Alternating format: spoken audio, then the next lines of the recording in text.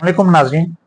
इस व्लॉग में हम बात करेंगे आज़ाद जम्मू कश्मीर में अवाम से बजट के नाम पर कैसे फ्रॉड किया जाता है, असल बजट क्या है और एदाद व शुमार क्या बताए जाते हैं।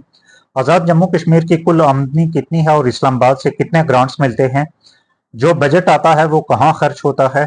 किन किन मकासद के लिए खर्च होता है और महाजरीन जम्मू कश्मीर मुकीम पाकिस्तान के नाम पर कितनी रकम आज़ाद जम्मू कश्मीर के बजट से ली जाती है। आज़ाद हुकूमत जम्मू कश्मीर ने माली साल 2025-26 के लिए 310 अरब रुपए का टैक्स फ्री बजट पेश किया है। यह टैक्स फ्री यानी कोई नया टैक्स नहीं लगाया गया आज़ाद जम्मू कश्मीर हुकूमत के बकौल। बजट में तरक्याती अखराजात 49 अरब रुपए बताए गए हैं, लेकिन इनकी हकीकत क्या है? क्या वाकई ये 49 अरब रुपए हैं या सिर्फ हमें अदाद व शुमार में ही बताए गए हैं और अवाम को इन अदाद व शुमार की बुनियाद पर बेवकूफ़ बनाया जा रहा है। इन आदाद व शुमार की हकीकत जानने के लिए अगर हम पिछले बजट का कुछ जायजा लें तो मालूम होता है कि जून 2024 में जब बजट पेश किया गया था तो उस वक्त ये बताया गया था कि उस साल का 2024 और 25 के माली साल का जो बजट था वो 264 अरब रुपए है। लेकिन जून 2025 में हमें ये बताया गया कि जो आदाद व शुमार हमने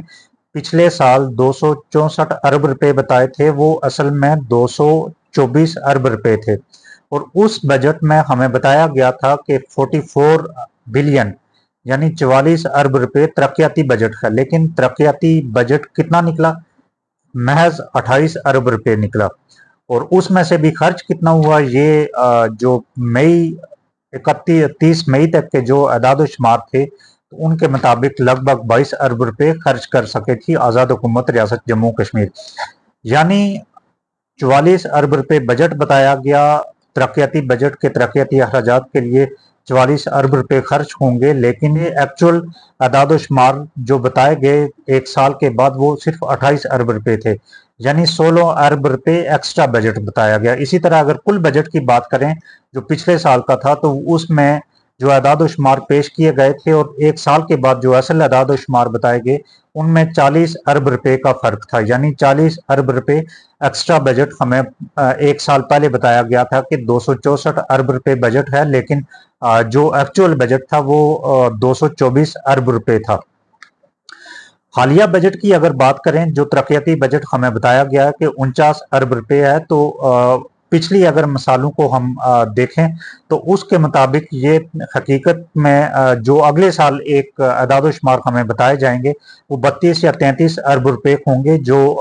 बताए जाएंगे और जो शायद खर्च भी किए जाएं या ये भी मुमकिन है पूरे ना खर्च किए जा सके। ये भी अहम सवाल है कि माली साल 2025 के इख्तिताम पर आज़ाद हुकूमत सिर्फ 22 अरब रुपए क्यों खर्च कर पाई? क्या जून में सिर्फ जून में 6 अरब रुपए मजीद खर्च किए जाएंगे या उनके कोई डॉक्यूमेंट्स इस तरह से बनाए जाएंगे? क्योंकि आज़ाद जम्मू कश्मीर में अभी तक हमने ये देखा है कि कोई भी तरक्याती बजट हो उसको मुकम्मल खर्च करने की रवायत मौजूद नहीं है। इस बजट में ये जो हालिया बजट पेश हुआ है कुछ दिन पहले माली साल 2025-26 का, उसका सरसरी सा जायजा लें तो हमें पता चलता है कि 49 अरब रुपए के जो अदाद शुमार हमें तरक्याती बजट के बताए गए इतना ही बजट पेंशन का भी है। लेकिन उसमें और तरक्याती बजट में फर्क क्या है? उसमें और तरक्याती बजट में फर्क यह है कि पेंशन का जो पूरा का पूरा बजट है वो खर्च होगा, वो लोगों को जाएगा जो सरकारी मुलाजमीन रिटायर्ड हो चुके हैं उनकी जो पेंशन की मद में जो बजट मुख्तस किया गया है। लेकिन जो तरक्याती बजट आवाम की फलाह बहबूद के लिए खर्च किया जाना है, कुछ प्रोजेक्ट्स देने, कुछ सड़कें बननी है, कुछ इदारे बनने, कुछ हॉस्पिटल्स की रेनोवेशन होनी है, कुछ नए स्कूल बनने या जो पुराने स्कूल डैमेज हो चुके हैं वो बनने, उनके लिए जो बजट मुख्तस किया गया है तो उसमें से भी तकरीबन 15-16 अरब रुपए की कटौती होगी, यानी वो पूरा नहीं खर्च किया जाएगा। लेकिन जो पेंशनर्स के लिए रखा गया उसमें और इस बजट में इतना फर्क है कि ये बजट पेंशनर्स वाला पूरा का पूरा खर्च होगा, लेकिन जो तरक्याती बजट है वो पूरा खर्च नहीं होगा। इस बजट में 38 अरब रुपए आटे के लिए या फूड के लिए सब्सिडी रखी गई है, जो कि पिछले अरब में 23 अरब रुपए थी, यानी लगभग 15 अरब रुपए का उसमें इजाफा किया गया। لیکن جو 23 ارب روپے اس سے پہلے مختص تھے تو ان کی جو ان کو خرچ کیا گیا جس طرح سے، تو ان کی شفافیت پر بھی کئی سوال اٹھتے ہیں، جیسے مل مالکان کو دینا یا پنجاب سے آٹا خرید کر مل مالکان کو دینا، اور آگے ان کے ڈسٹریبیوشن پر بہت سارے سوال اس طرح کے اٹھتے ہیں۔ پھر اس بجٹ میں 1 ارب روپے پاکستان میں مقیم مہاجرین کے لیے جو ادارہ ہے بحالیات کے نام سے، تو اس کے لیے مختص کیا گیا، اور ساتھ ہی ساتھ جو مہاجرین کے 12 MLAs ہیں تو ان 24 کروڑ تو پچھلے سال ملے تھے، اب مزید وہ رقم بھی بڑھے گی۔ اس کے علاوہ 1 لاکھ سرکاری ملازمین کی تنخواہوں اور انتظامی اخراجات کے لیے 174 ارب روپے مختص کیے گئے۔ بجٹ میں یہ بتایا گیا ہے کہ آزاد جموں کشمیر کی جو آمدنی ہے وہ لگ بھگ 100 ارب روپے ہے، اور جو کہ ان لینڈ ریونیو اور دیگر ذرائع سے آتی ہے، جیسے بجلی کے بلز وغیرہ بھی جمع ہوتے ہیں، اس کے علاوہ کچھ چھوٹے موٹے ٹیکسز،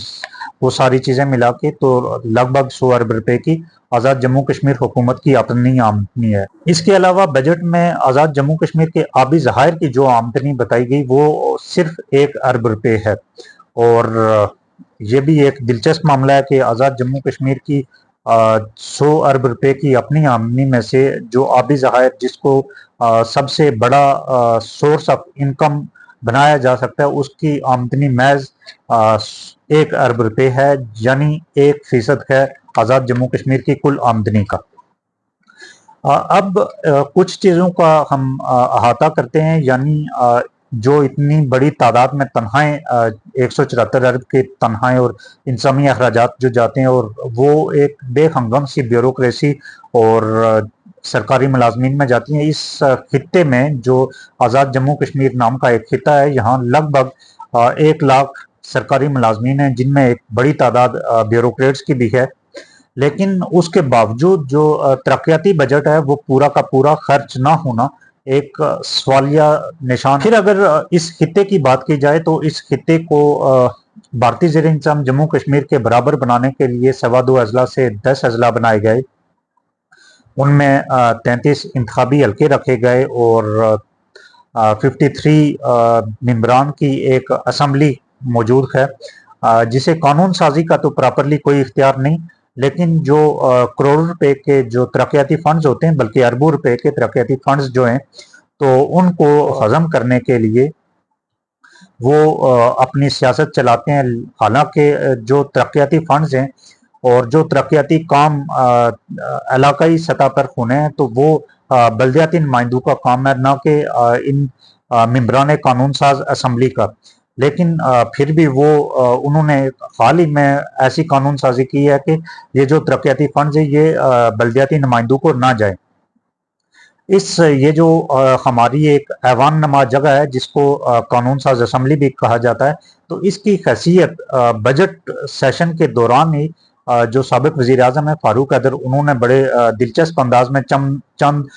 جملوں میں واضح کی۔ انہوں نے کہا کہ حکومت کو بجٹ منظور کروانے کی اتنی کیا جلدی ہے؟ کیا یہ اسمبلی اتنی کمزور ہے کہ عوامی ایکشن کمیٹی کے سامنے لیٹ جائے؟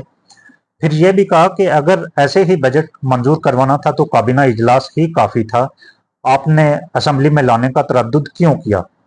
اگر آپ آئین کے مطابق 2 دن کا وقفہ نہیں کر سکتے تو 1 دن کا ہی کر لیں، بجٹ پر بحث تو ہونی چاہیے۔ پھر انہوں نے یہاں تک کہا کہ کیوں وزیر اعظم صاحب اپنی حکومت کو ختم کرنے پر تلے ہوئے ہیں۔ ساتھ ہی یہ بھی کہا، بڑا دلچسپ جملہ جو اس اسمبلی کی حیثیت کو واضح کرتا ہے، کہ گزشتہ بجٹ میں منظوری کے لیے فرشتے آئے۔ وہ فرشتے کون تھے یہ آپ کو بھی پتا ہے، مجھے بھی پتا ہے، نام لینے کی ضرورت نہیں ہے۔ فاروق حیدر صاحب نے فرشتے کہا تو ہم بھی فرشتے ہی مان لیتے ہیں۔ مذاکرات کرنے لگے، پھر خود ہی ان سے مخاطب ہوتے ہیں کہ بھائی آپ کا کام کیا ہے کہ آپ ہمیں بجٹ منظور کرنے کے لیے کہیں یا بجٹ منظور کروائیں۔ پھر انہوں نے ساتھ یہ بھی کہا کہ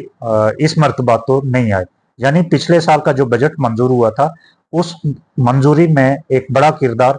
بقول فاروق حیدر فرشتوں کا بھی تھا۔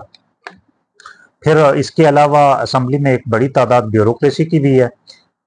جس میں 5 بڑے افسر، جو بیوروکریسی کے ٹاپ 5 افسر ہیں، وہ پاکستان سے جاتے ہیں، جن کو لینٹ افسران بھی کہا جاتا ہے۔ ان میں چیف سیکرٹری ہیں، IG پولیس ہیں، سیکرٹری مالیات ہیں، آڈیٹر جنرل ہیں اور سیکرٹری صحت۔ تو اس کے علاوہ 3 DIGs ہوتے ہیں، 3 کمشنر ہوتے ہیں، اس کے ساتھ SSPs کی ایک فوج ہے، SP کی فوج ہے،